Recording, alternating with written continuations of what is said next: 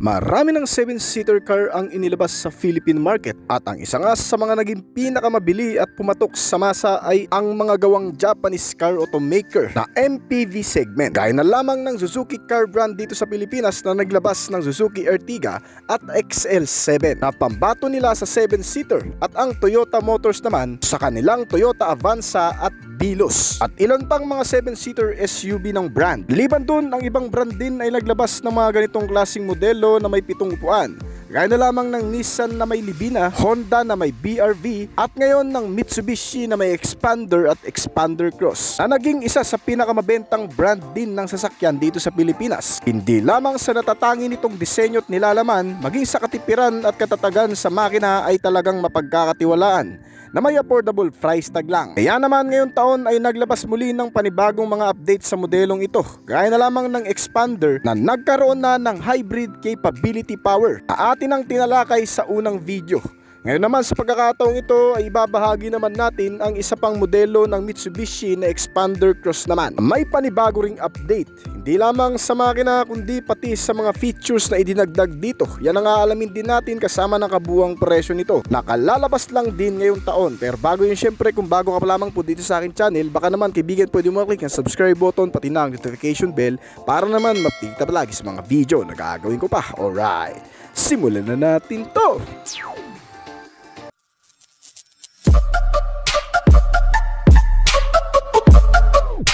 Ngayon sa ikapitong bahagi na ng Mitsubishi Expander noong inilabas sa taong 2017 ay malaki na rin talaga ang pinagbago nito sa pangunahing aspeto na external design na kung saan ay nagkaroon ng panibagong facelift sa buong bahagi ng disenyo nito, pati na rin itong bagong Expander Cross na inilabas sa bansa noong 2023. Ang mga ito ay mas tinangkilik ng maraming Pilipino dahil sa napaka-practical na klase ng utility, komportable, sulit at napaka-reliable.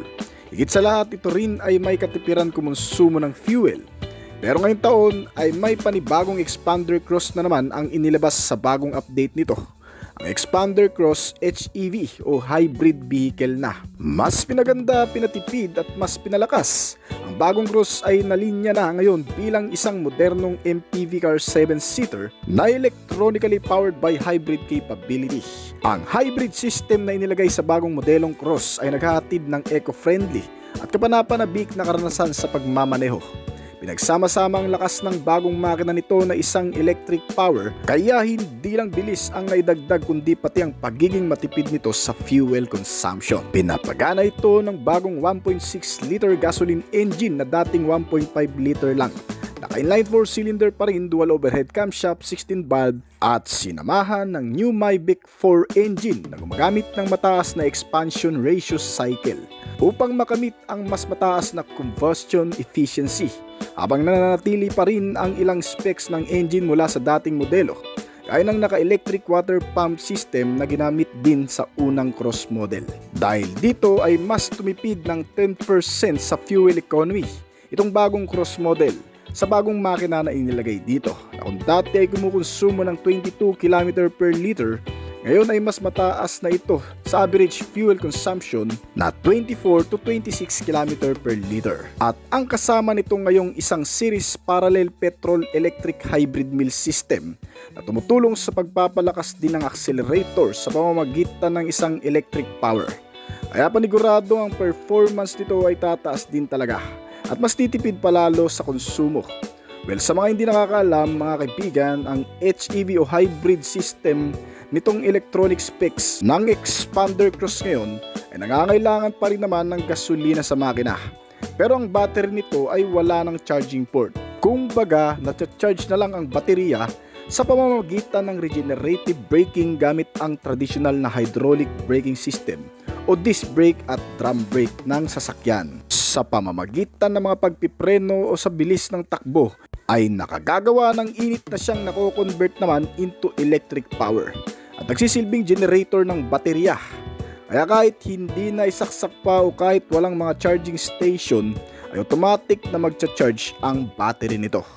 Kaya ang HEV ang napili ng brand para ilagay sa bagong Expander Cross at Expander model na inilabas ngayong taon. Dahil dito ay maaaring dalhin ng bagong Mitsubishi Expander Cross HEV sa kahit saang mang bansa na hindi nangangailangan pa ng charging station, unlike sa electric vehicle or gaya ng mga Tesla car na kinakailangan pa rin ng mga charging station. Kaya sa mga nagdadalawang isip sa HEV o hybrid electronic vehicle na Expander Cross, tiyak na magugustuhan nyo na ang bagong modelong ito kasi halimbawa na lamang din na ubusan ka ng gasolina sa daan. Ito ay mapapagana mo pa rin sa automatic na paraan ng pag-convert into electric na pagpapaandar sa Expander Cross, na kung saan ay gumagawa naman ng maximum output na 116 horsepower at 255 Nm ng torque kapag electric ang gamit mo, na may average top speed na 170 to 180 km/h. Habang ang motor o engine naman ito na walang kasamang electric ay nagge-generate lamang ng mas mababang RPM at maximum torque. Hindi naman nalalayo ang bilis, pero ang nagagawang hatak sa makina ay mas lumalakas pa rin ang combination ng electric at bagong 1.6 liter na makina nito. Pagdating naman sa consumption ng fuel, kapag electric ang gamit mo, base na rin sa ginawang test ng New European Driving Cycle o NEDC, ito ay mas nakatitipid pa ng 34% sa city driving, habang 15% naman ang itinipid nito sa mga highway. O sabihin na nating kumukonsumo ito ngayon gamit ang hybrid mill ng hanggang sa 26 to 32 km per liter. Talagang sulit ang modelong ito mga kaibigan. Dahil bukod pa dyan, ay nilagyan din ito ng bagong features pagdating sa driving. Mas bumilis din daw kasi ang response ng accelerator at mas gumaan ang handling kumpara sa dati. Meron itong bagong inilagay na 7 klaseng driving mode system. Magagamit mo ito sa kahit anong kondisyon ng kalsada o lugar na paggagamitan. Isa pa, makakapili ka ng mas nababagay na performance na gusto mo. Kagaya na lamang ng unang driving mode nito na tinatawag na EV mode. Pag gamit mo ang driving mode na ito, maaari kang mamili sa dalawa kung alin dito ang pagaganahin o yung titipirin mo, na kung saan kung naka-fuel ka ay maaari ka pang makapag-charge ng baterya. Samantala kung baterya naman ang gamit mo ay talagang makatitipid ka naman sa gasolina. Ang pangalawang driving mode ay tinatawag na charge mode. Kapag pinaandar mo ang makina sa mas mataas na power output, ay mas bumibilis ang pag-charge ng baterya, kaya makakapahinga ang hybrid power. Ang pangatlo naman sa driving mode nito ay tinatawag na normal mode. Kilala rin ng driving mode nito sa tawag na comfort mode. Smooth ang pagpapaandar ng sasakyan na para ka lamang gumagamit ng kasalukuyang expander na nasa bansa sa city ride. Ang pangapat nito ay tinatawag na tarmac mode. Ay perpekto naman para sa mas mabilis na pagpapatakbo. Mas mabilis ang response ng accelerator para gumawa ng mas mataas na performance sa kalsada. Kilala din ng tarmac mode sa ibang term na sports mode. Ang panglimang driving mode ay tinatawag naman na gravel mode. Ay para naman sa mga malulubak na kalsada. In other term, ay para sa mga pagpapaandar sa mga off-road. Ang panganim nito ay tinatawag namang mud mode. Of course, para naman ito sa mga mapuputik na kalsada. At ang pinakahuli ay ang wet mode, na para naman sa mga matutubig na lugar. Kung papansinin sa external, ay halos walang pinagkaiba sa kasalukuyan na Expander Cross ang buong disenyo nitong bago. Maging ang body figure, hugis at sukat. Pero kung susuriing maigi, makikita sa front grille ang kaunting pagbabago sa shape at pagkakaroon nito ng badge ng HEV malapit sa front logo nito, pati sa tailgate at sa side-to-side fender panel ay mayroon din nakalagay. Kaya madaling ma-identify lalo na ng mga Expander Cross owner ang pagkakaiba ng mga ito.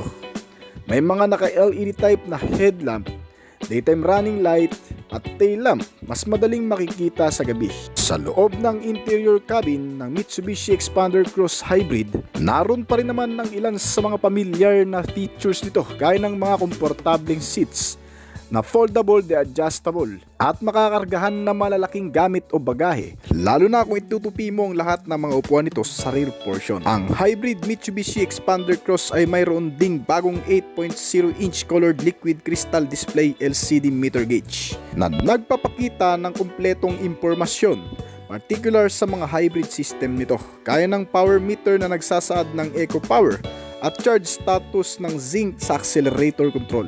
Makikita rin ang impormasyon patungkol sa EV driving efficiency at natitirang baterya kaya maaagapan mo kagad ang pagkalobat nito.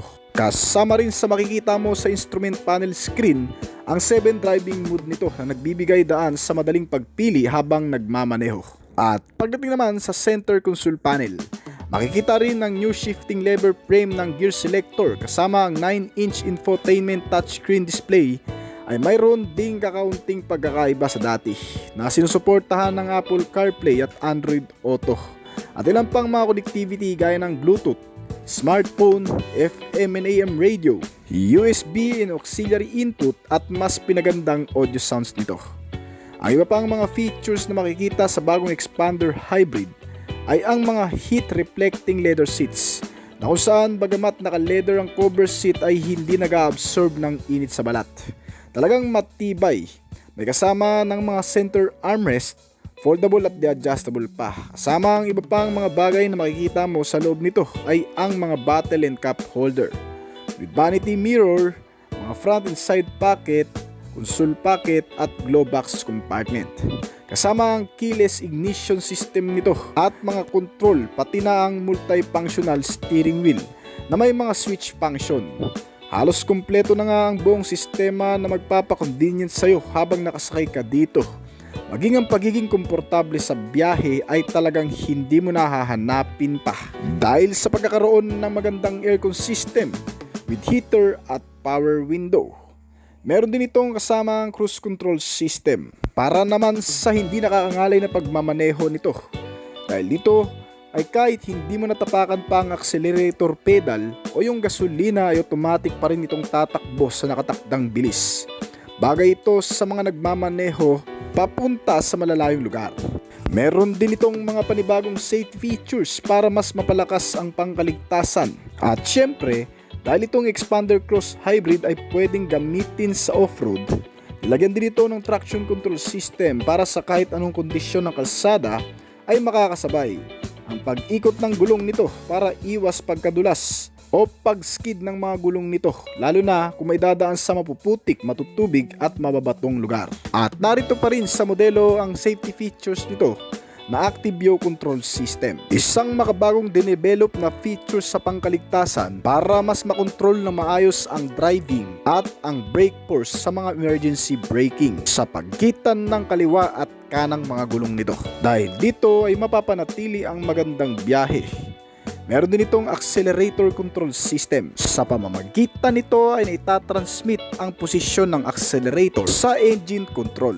Pinipigilan ng sistemang ito ang biglang pag-andar kapag hindi sinasadyang matapakan ng driver ang accelerator pedal nito. At meron din itong kasamang steering control system na kapartner naman ito, na kung saan sa pamamagitan naman ito ay naisasaayos ang handling at control ng manubela, lalo na sa mga biglaang pakurbada at alanganing lugar. At sinusuportahan din ng stability control system. Itong sistema naman ay tumutulong sa mas maayos na pagmamaneho kung may dadaan mo ito sa mga lupain, mababato, malulubak o kaya naman mapuputik at madudulas na kalsada, o kaya naman yung mga biglaang pakurbada na rin. Ito ang sistema na magagamit mo para ma-manage pa rin ng maayos ang kontrol ng manubela sa mga ganong klaseng kondisyon.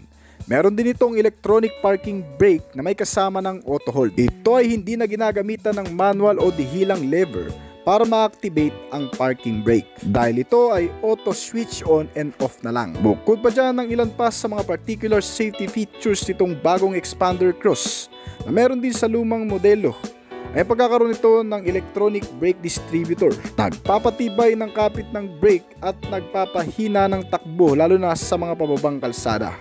Meron ditong ABS o anti-lock braking system na siyang nag-a-unlock naman ng brake kapag nagamit mo ito sa mga biglaang pagpepreno, na sinamahan pa ng brake assist. Meron din itong hill start assist control system na magagamit mo naman sa mga paahon na kalsada, dahil kahit nakatigil ang sasakyan sa mga biglang paakyat ay hindi ito basta-bastang uus-us pababa ng bundok kahit hindi ka nakatapak sa brake pedal. Sinamahan pa ito ng traction control system na magagamit mo naman sa malulubak, mababato, matutubig na lugar, dahil dito ay may iwasan din ang pagkawala sa balanse ng pagmamaneho. Sinamahan pa ito ng speed sensing door lock. Habang tumatakbo ng mabilis itong sasakyan, ay otomatikon namang naglalak ang mga pintuan nito para nang sa ganon ay hindi basta-bastang mabuksan, lalo na kung mabilis ang takbo nito. At syempre hindi nawawala dito ang mga basic safety features gaya ng airbags sa driver and passenger, mga seatbelt, front and side impact beams, may crash sensor at marami pa. At para naman sa security features, itong modelo ay naroon pa rin ang 5 klaseng security features nito na mag-iingat naman sa modelo kapag ikaw ay walang sariling parkingan sa bahay at iniiwan mo lamang ito sa labas, na kung saan ay hindi basta-bastang magagalaw, mapapastart o makakarnap ng kahit na sino na magtatangka dito kung wala ang mismong transmitter key nito.